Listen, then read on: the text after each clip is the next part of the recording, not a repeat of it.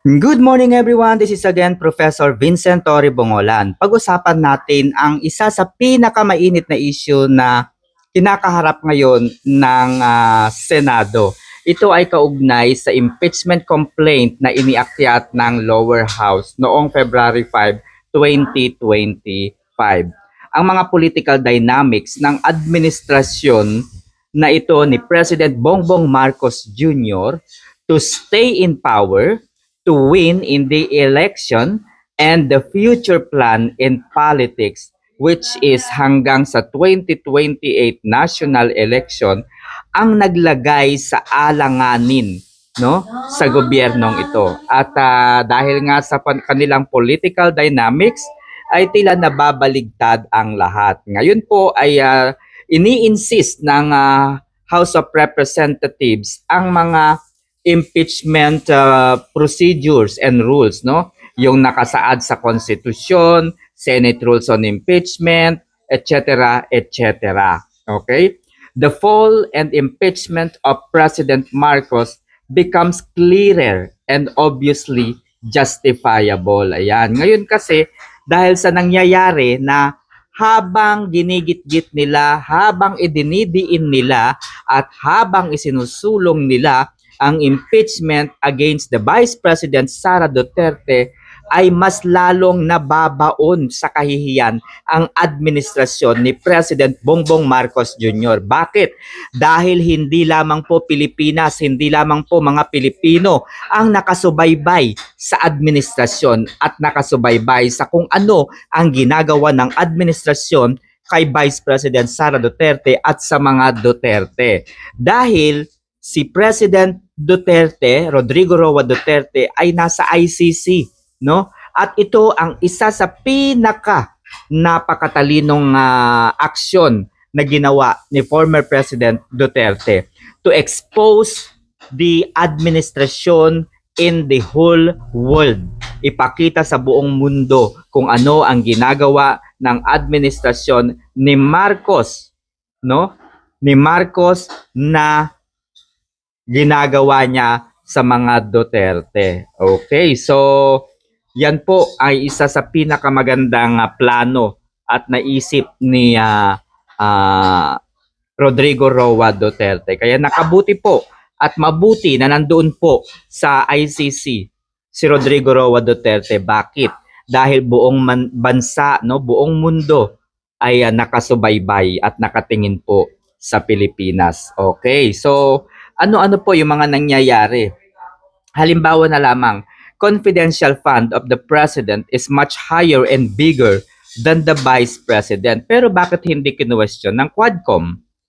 Based on COA report, Office of the President Confidential Fund was not fully clear, and there are unliquidated funds that was not clear as well.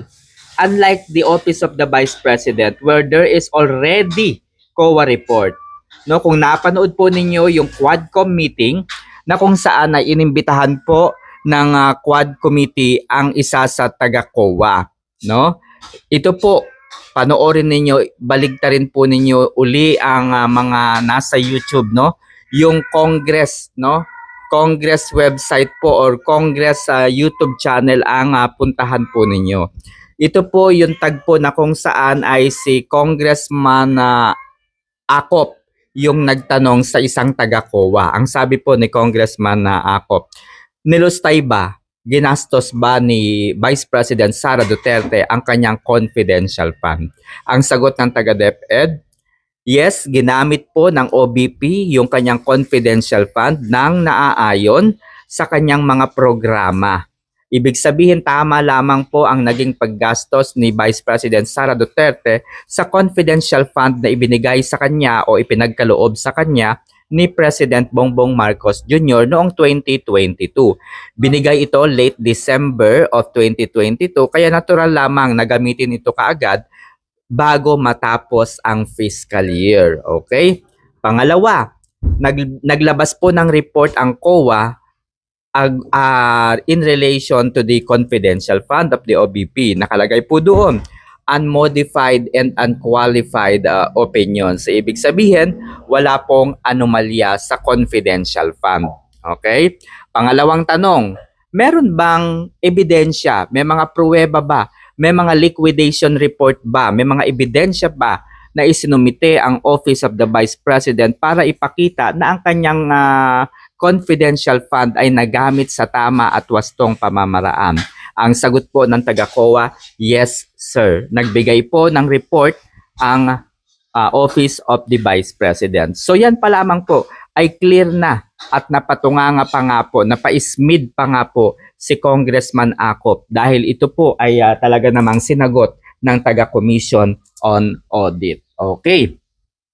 So, kaya po mas questionable ang opisina ni President Bongbong Marcos Jr. Okay, pag-usapan natin ang tinatawag na ano nga ba tawag ito? Resolution na isinumite di umano ni ni Senator-elect Bato de la Rosa para hadlangan, para pigilan at para patayin o mamatay ang impeachment complaint against Vice President Sara Duterte. Okay, so ito nga ba ay labag sa kakayahan, sa mandato ng mga senador na patayin o magsumite ng resolusyon na naglalayong patayin ang impeachment. Okay? Let us define first. So in Philippine politics, ang ibig sabihin po ng resolution, ito po ay isang formal expression of opinion, kagustuhan o kaya intention na ina-adapt either ng Senate or House of Representatives. So ibig sabihin, ang Senado po ay mayroong karapatan na magsumite ng kanilang mga resolusyon. Ang Congress ay maaari ding magsumite ng kanilang resolution. Ganon din po ang Senado. Ito ay kanilang isa sa kanilang mga mandato, no? Magsumite ng resolution. And it plays a crucial role in legislative process. Though it differs from a bill and its purpose is legal and okay naman. Okay, so hindi ko nababanggitin yung iba't ibang uri ng resolution sapagkat ang pag-uusapan natin dito ay kung tama ba ang ginawa ni Senator Bato de la Rosa. Okay.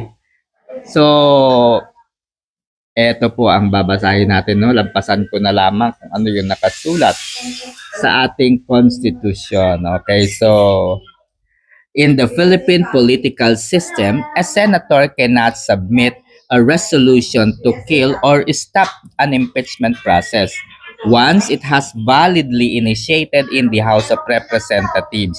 So ibig sabihin dahil akyat na po sa Senado ang impeachment complaint ni against Vice President Sara Duterte at ito po ay dumaan na sa Kongreso, ito po ay dapat mag-umpisa na. Okay? Ito po ay dapat ituloy na at hindi na po maaaring hadlangan ito ng Senado sapagkat ayon po sa 1987 Constitution, no? Sabi po dito, under the 1987 Constitution, initiation in the House of Representatives. The impeachment process begins in the House, where articles of impeachment are filed and deliberated. If a one-third vote of all the House members approves it, the official is impeached and the case is sent to the Senate for trial. Okay, so trial in the Senate.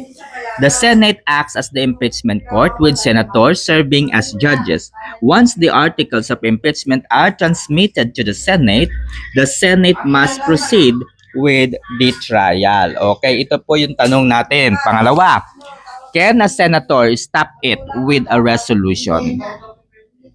Ang sagot po ay hindi.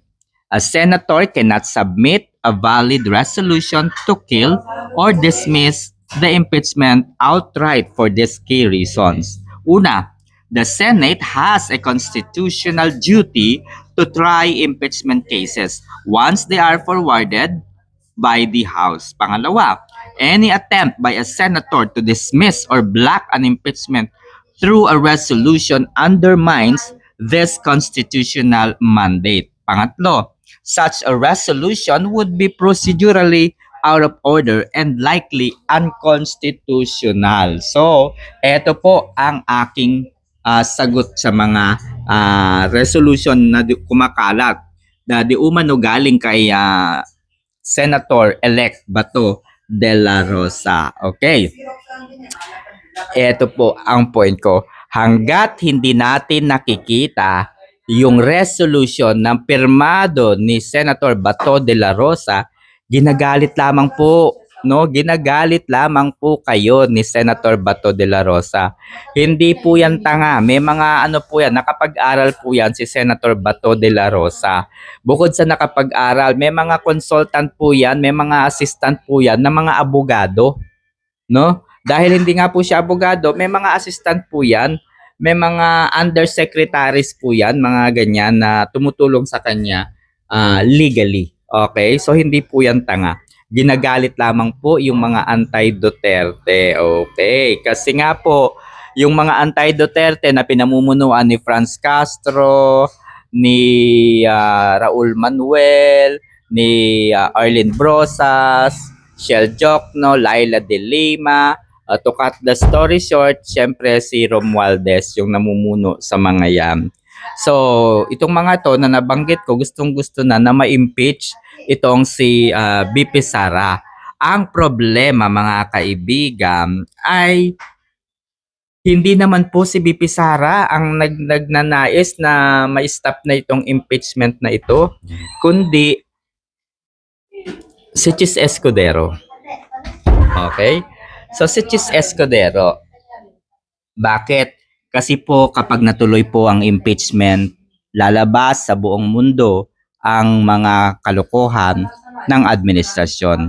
Kasama na po dyan yung kalokohan ni Lisa Marcos Araneta nang utusan niya si Vice President Sara Duterte na ibigay ang sobre na naglalaman po ng milyong-milyon sa isang DepEd undersecretary. 'Di ba? Sabi po ni BP Sara, I received written instruction, a video kung saan at kung kanino ibibigay ang pera. So binigay ko sa DepEd.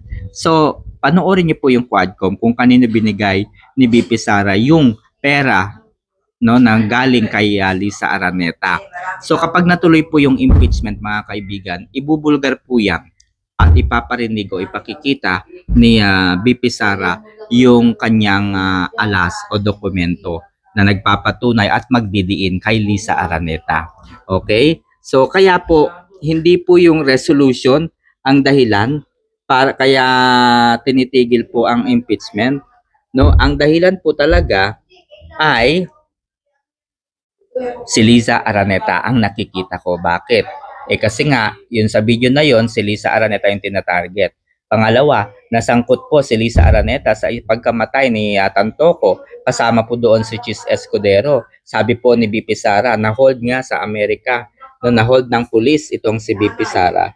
So, malinaw po kay BP Sara ang krimen na ginawa ni First Lady. At idagdag nyo pa yung pahayag ni Amy Marcos, sabi niya, mismo yung admin, palagay ko interesado na mawalang visa na yan kasi kinakabahan na din, baka matalo. Aminin natin, yun lang ang suspetsya ko. Di ba mas mahirap, mas nakakahiya kung nagkaroon ng paglilitis at matalo, kaya siguro may iba iniiwasan na rin. So, ano po ibig sabihin dito ni Senator Amy Marcos? Kapag natuloy daw yung impeachment against BP Sara, baka matalo lang ang yung administrasyon.